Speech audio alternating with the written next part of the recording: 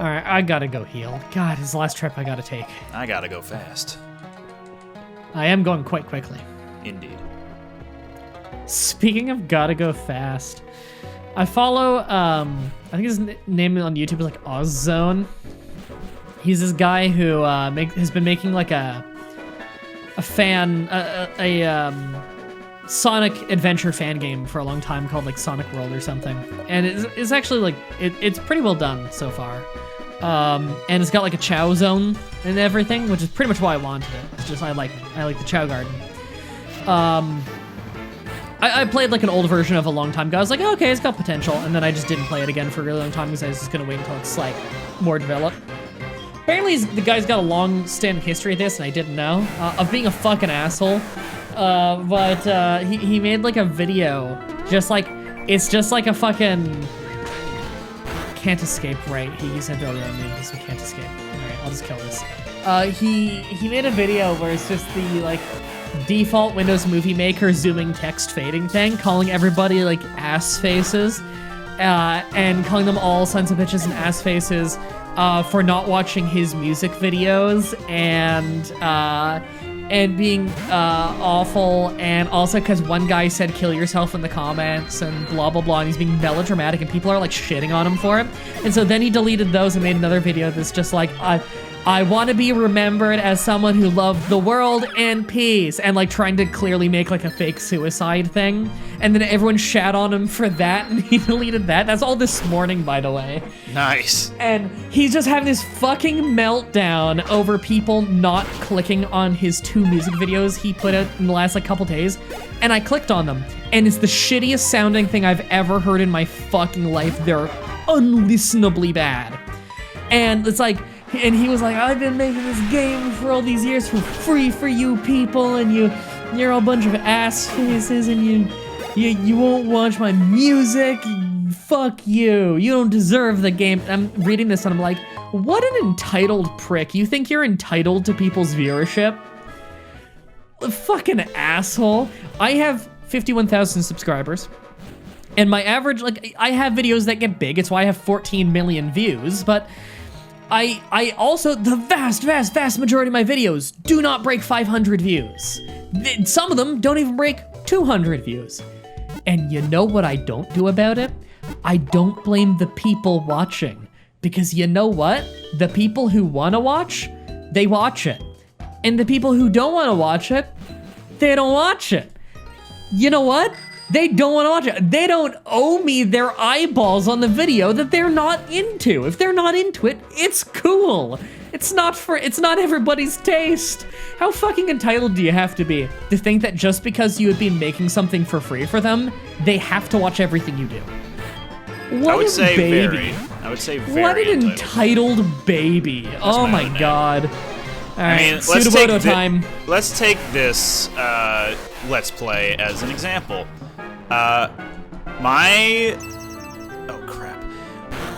channel has only like 1,000 subscribers to it, and I've gotten a few very popular videos on my channel. That is to say, none of them really broke too big into the, I guess, the map of YouTube. Yeah. Of course, they were all Dragon Ball videos that have done this. Yeah.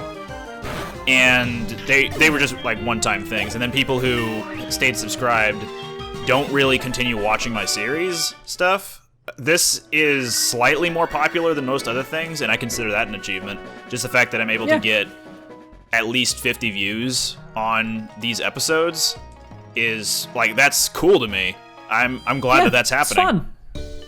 And it doesn't matter that it's not the most successful series you ever did, because it's not all about the view count. It's also about how much fun you're having and how much fun the audience is having. Mm-hmm. And like, I consider the audience not the sub count. I consider the audience to be the people who click the video. Mm-hmm. And like, to those people who do click the video, I appreciate you specifically.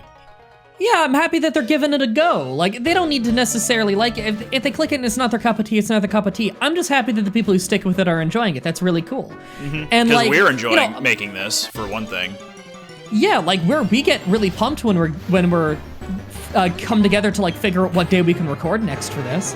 And like, Like, my channel's the fucking king of did series that got really popular and the vast majority of what I do is not popular, and so my sub count's really high, my view count's really low. Like, fucking creepypasta. People still ask for me to do creepypasta again because I did that for years as like a weekend thing. This is a side project. I would always get those comments on like random videos where they're just like, when's this creepypasta? And it's like the non-creepypasta related thing. And yeah, that bums me out, but at the same time, I'm happy they like the creepypasta. And whatever, it's not the fucking end of the world, you know? I don't need to fucking throw a hissy. Okay, I'm just killing this fucking Sudowoodo. Fuck this. It just keeps. Is it actually Sudowoodo? No, it's Bellossom.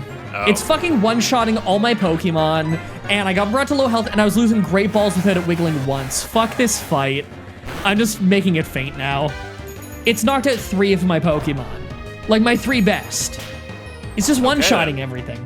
I'm not bothering with this fucking Pokemon. What attack is it using? Pretty much everything but Clamp just one-shots me. It used, like, fucking, like a water pulse kind of thing. I forget what it was called. Whatever, it's... Oh my god, it's got a... Okay, it's got one... And jump kick. Of course it has jump kick. Of course. Are you kidding me? Why wouldn't I'm gonna have a party wipe to this. I have Paris and Spinarak left. It's only level 20. Okay, fuck it. It has a sliver of health. I'm gonna try another Great Ball. Why not? It's a why not? How did it do that? It had a sliver and it wiggled once. Oh my god. And you know what? Paris isn't gonna kill it. Because Paris is slow. Wow, it jump kicked a level 6 Spinarak and didn't kill it. Alright, I'll try one more Great Ball. Spinarak does resist it twice. Yeah. One wiggle. It broke out. I'm not catching this fucking thing. Fuck this. It power whipped me. Yeah, Power Whip is strong on that. Yeah, I kind of wish I could catch it just because this grass has got Power Whip, but fuck this. I'm not catching it. So are you killing it or did it kill all of your team? I have 1 Pokemon left, and it's got Sliver of Health, and it's breaking out at Great Balls at 1 or 0 wiggles. I'm just gonna use Slash. Fuck this. I don't need it. I got badass Pokemon. There, it's dead. And it had rough skin. It took out 5 of my Pokemon. It one-shot Kadabra. Berry Pot. Thanks for the pot, bro. Canada. Canada joke. Canada reference. Canada reference. Shasta Canada. Everybody go subscribe to Canada. Helps them out. Tweet out at Air Canada. Air Canada. For a second I thought you said Eric Canada. And I was gonna say, who the hell is Eric? Yeah. I knew a guy whose surname was Canada.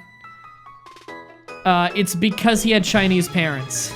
Oh, and so it's they... Canada? No, it's Canada. It was okay. Chinese. It was Chinese parents moving to Canada, and so they tried to give their kid a name that they think will adapt to the local area, but they don't know Canadian names. So they think a good name is... I don't know if I should say his name just because it's giving out somebody's full name on the internet. So I will change his first name to something that is exactly the same in effect. His name was Joe Canada. There you go. Joe Canada. That is the exact same effect as if I gave you his real first name. Is that not the most amazing attempt at a Canadian name you've ever heard? It's pretty good. My name is Bob USA. To be fair, we also have Chinese people around here that also came from America, and their kids absolutely have names like that. Like what was one of them? Oh, I found a Grip Claw. Is that good? Not really. Oh. What is an analogous first name? Steve. Gloria Washington. There you Gloria go. Washington. That's a guy, by the way. Okay. Okay. Yeah, sure. Chinese parents, gotta love it. I like the little touch of when you get in a double battle and you throw the Pokeball for your second Pokemon, but not for the first because it's already out. That's a good touch. Mm-hmm. Unless you're on a bike, in which case you throw a Pokeball for your first Pokemon. That is also a good touch then, that they actually have something in for that little difference. That's great. Roar of Tim. Fuck you, Bidoof. I figured out, by the way, saying Tim instead of time is always funny. Yeah, I can agree with that. Yeah, the Ocarina of Tim is great. It's a Legend of Zoraldo Ocarina of Tim is something that we routinely say around the house. I'm trying to think how you can bastardize Ocarina. A cornea of Tim. A cornea. I have a lot of practice in saying shit and making it sound stupid. Yeah. Like, a gaggle of douchebags while you're trying to sleep. Yep. That was personally my favorite episode so far, just because of how dumb that whole exchange was.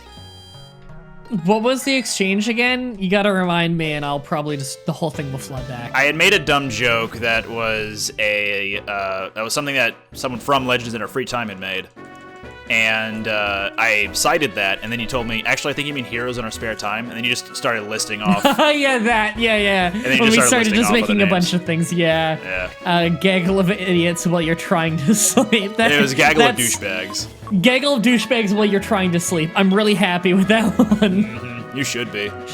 Let's focus on the other, on Gliscor, yeah. Gliscor and Haunter, there's actually kind of a scary double battle. Oh, and he's U-turning, but he's got no one to switch to. But he's still fucking up Kadabra with it, so.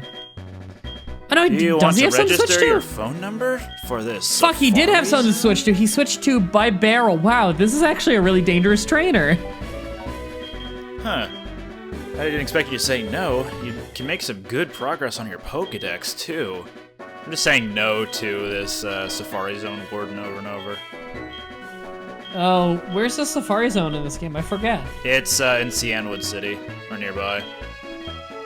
Will this medicine cure yeah. Amphi? Yeah. I should do that. Safari Zone I don't think has any different Pokemon to the normal, and besides it's kind of weird. Like it functions slightly different. Fucking hell. This is a really scary double battle. They've got really good Pokemon.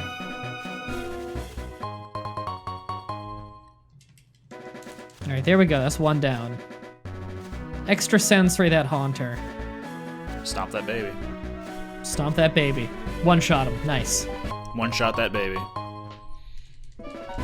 Easy. Yeah, there's a news story the other day, apparently, that in Toronto, some man in like a supermarket or something punched a 3-month-old to death. What? Yeah. The fuck? I know, it was Fatima was just like listening to the radio and they're just like, in the weather, blah, blah, blah, blah, blah. And in Toronto, the 86th homicide today has been a 3-month-old was punched in a supermarket and died. And they just moved on. That's fucking terrible. So we don't even know the story. Like, I don't know, it's fucked up. I don't even know what to say. Pretty fucked up. I kind of want to know the story behind that, but I guess I can Google it. I mean, it must be the only story of that in Canada this week, so I could probably Google it. I just Falcon punched a baby. I don't know what the fuck's going on. Was it a junkie? It was probably a junkie. It was Toronto. A drunk junkie, even.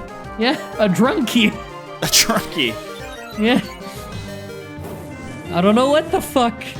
Sorry, everybody listening. Now you know that depressing story. Yeah, what the fuck, mah-dry-bread? Welcome to Canada, everybody. YouTuber That and place. Let's Player. Yeah, what the fuck, Canada? Now you all know that country that everybody keeps trying to tell you is paradise, and I keep trying to tell you it's fucking not paradise. Oh, turns out I was right. It's not paradise. Fucked up shit happens here all the time. God, seriously, every Pokemon, there's 4 Pokemon this double battle these trainers have, and every Pokemon is a total badass. I do not like this fight. I guess I'll Fire Blast again.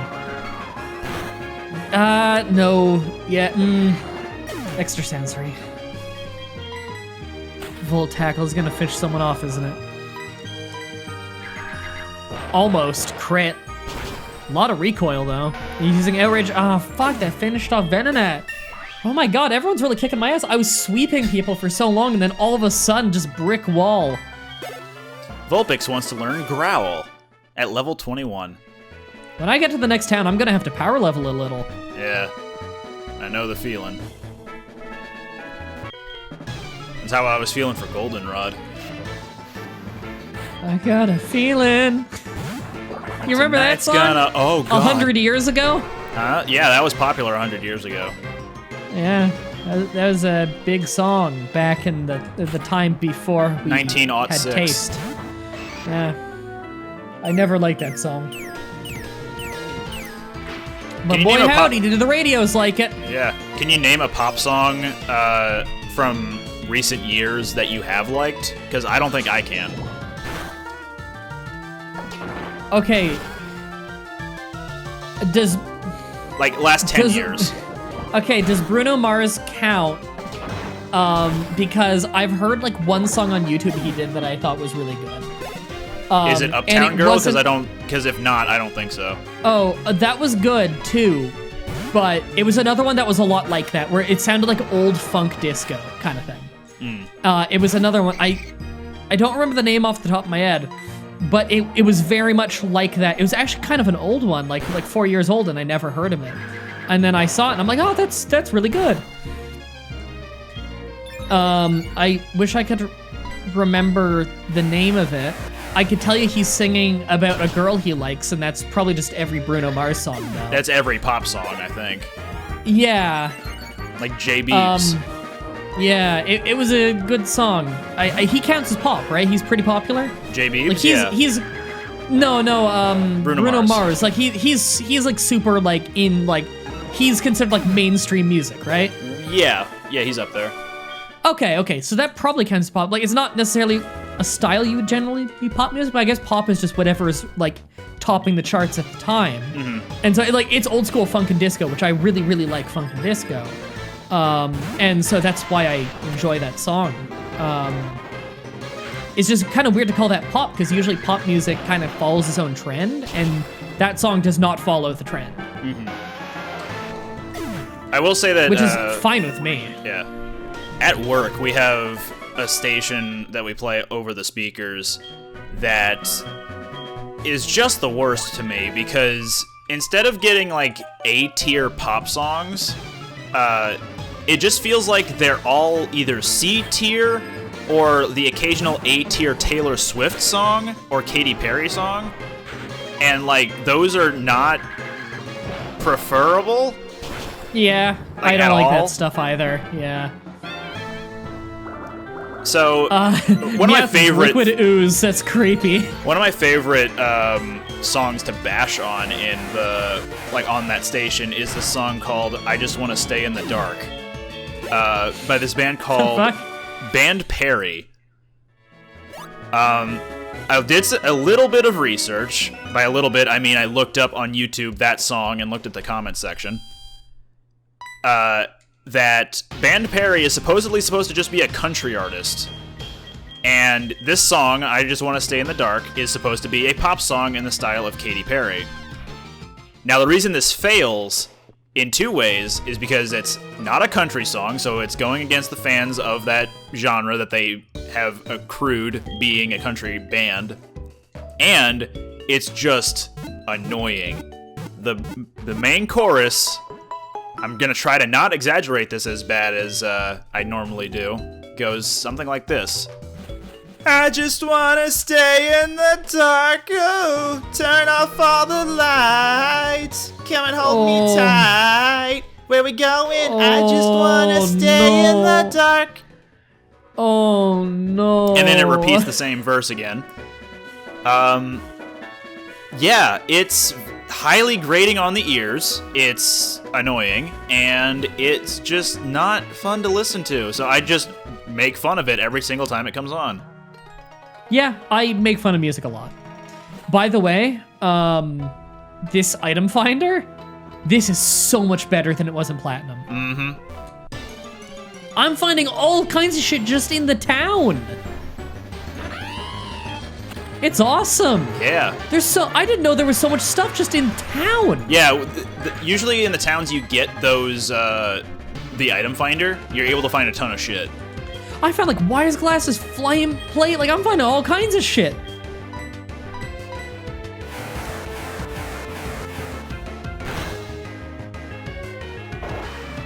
Man.